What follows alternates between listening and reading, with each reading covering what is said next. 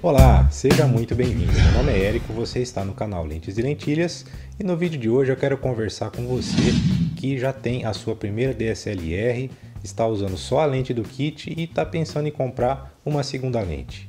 Hoje nós vamos mostrar para você 3 motivos para você não comprar uma 50mm. É claro que você pode comprar a lente que você quiser, não sou eu que vou dizer o que você deve fazer ou não com o seu dinheiro. A questão é que tem muita gente por aí dizendo coisas sobre a 50mm que não são totalmente corretas. Então eu quero colocar algumas informações aqui para você decidir se a 50mm é a lente que vai realmente atender às suas expectativas. A primeira coisa que muita gente diz sobre a 50mm é: a 50mm é a lente que desfoca o fundo. Todo mundo gosta daquelas fotos com efeito desfocado, mas o que pouca gente entende são os efeitos da profundidade de campo. É verdade que um diafragma com abertura maior ajuda a manter esse efeito de fundo desfocado, mas ele não trabalha sozinho. Você também tem que levar em consideração a relação entre o tamanho do sensor, o comprimento focal e a distância, tanto entre a câmera e o assunto, quanto entre o assunto e o plano de fundo. Dá só uma olhada nessa imagem. Me diga com qual diafragma você acha que ela foi feita. Essa foto foi feita com diafragma f16. Mesmo com o diafragma bem fechado, eu consegui o efeito do fundo desfocado porque eu estava bem próximo da flor, a menos de 1 metro de distância, e esses prédios aí no fundo estão a 2 km de distância. Então, controlando a distância, você também controla a profundidade de campo, não é só o diafragma que faz isso. Agora, se você quiser entender melhor como controlar a profundidade de campo, deixa aqui nos comentários que a gente pode produzir um vídeo falando só sobre isso. A segunda coisa que as pessoas falam sobre a 50mm é: a 50mm é a lente que tem o campo de visão mais próximo da visão humana. Bom, para começar, o nosso campo de visão dos nossos olhos é de 140 graus. Só que a gente não usa ele todo, a nossa melhor nitidez está entre os 40 e os 60 graus. E a 50mm ela tem um ângulo de visão de aproximadamente 46 graus. Por isso que ela está próxima ali da melhor nitidez que nós conseguimos detectar com os nossos olhos. Só que o que ninguém te contou é que isso funciona em relação ao sensor full frame, que é aquele sensor de 36 por 24mm. Quando a gente coloca essa mesma lente em uma câmera com sensor que tem fator de corte 1.6, 1.5, aí a história já muda. Dá uma olhada aqui nessa imagem. Vamos imaginar que essa é a imagem projetada por uma lente 50mm. Olha, se a lente é redonda, então a imagem tem que ser redonda também, mas ela tem que ser de um tamanho suficiente para preencher toda a área de um sensor. Vamos colocar nessa imagem então um sensor full frame. Aí você pode ver então como ficaria o aproveitamento da imagem.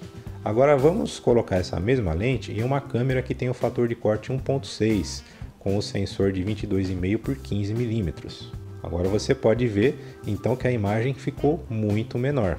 A conclusão é que quando você coloca a 50mm em uma câmera que tem fator de corte, então o campo de visão dela fica reduzido.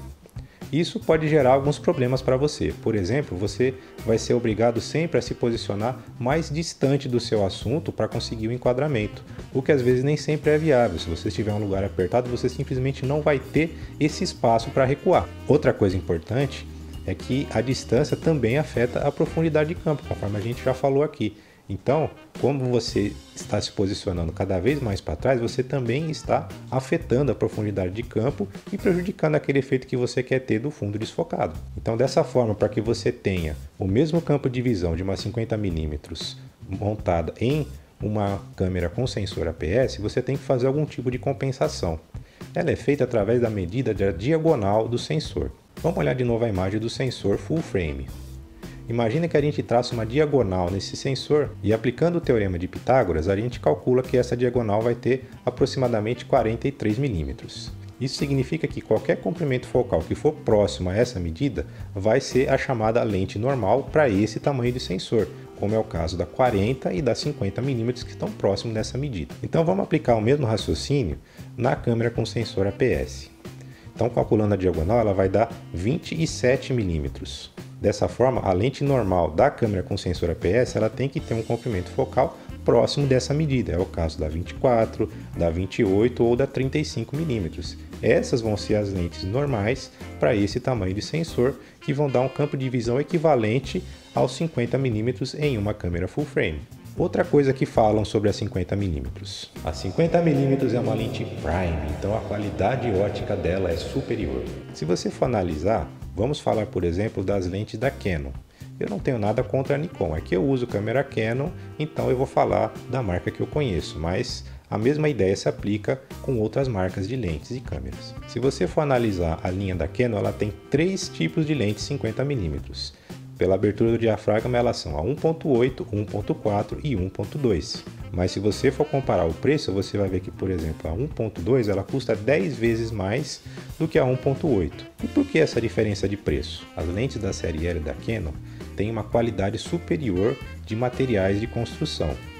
Ela tem vedação contra umidade e poeira, tem mais lâminas no diafragma, os elementos internos dela se movem de maneira diferente e o principal diferencial da série L é o tratamento de superfície dos cristais, que garante uma ótima nitidez e reduz os problemas com distorção e aberração cromática. Agora você acha que vai ter a mesma performance usando uma lente com corpo de plástico e que custa só R$500? É claro que não. Então a qualidade de construção da lente também afeta a qualidade da imagem. Não simplesmente o fato de você ter uma 50mm significa que você vai ter uma imagem melhor. Antes de você decidir comprar qualquer tipo de lente, você precisa treinar bastante com o material que você já tem. Isso vai te ajudar a definir o seu estilo de fotografia. Por exemplo, se você gosta de fotografar paisagem, então é mais provável que você precise de uma lente grande angular. Agora, se a sua área for esportes ou vida selvagem, então você precisa de uma teleobjetiva. E nós também temos as lentes macro para pequenos objetos, as tilt shift para fotografia de arquitetura.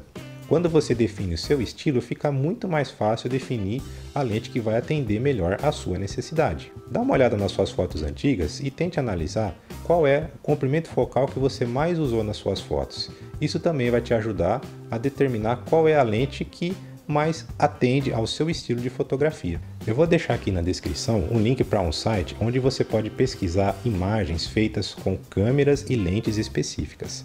Pesquise nesse site as fotos feitas com um equipamento igual ao seu e avalie essas fotos. Veja se você consegue fazer fotos com a mesma qualidade. Se você acha que não, então você precisa aprimorar a sua técnica. O problema não está no seu equipamento, porque você ainda não atingiu o limite do que o seu equipamento pode entregar. Antes de terminar esse vídeo, eu gostaria de convidar você para ouvir o nosso podcast. Lá eu fiz uma entrevista com o fotógrafo Mauro Marques, onde ele explica como que foi a carreira dele desde os tempos do filme até hoje na era digital e como que é o fluxo de trabalho dele. E você também pode participar do nosso podcast enviando a sua pergunta pelo Twitter com a hashtag Lentes e Lentilhas. Eu espero que esse vídeo tenha te ajudado e se você ainda ficou com alguma dúvida, deixa aqui nos comentários que a gente responde para você. Não esqueça de deixar o joinha para ajudar o canal e se você ainda não é inscrito, se inscreva e ative as notificações para ser avisado quando a gente publicar um novo conteúdo. Muito obrigado por ter assistido esse vídeo e até a próxima!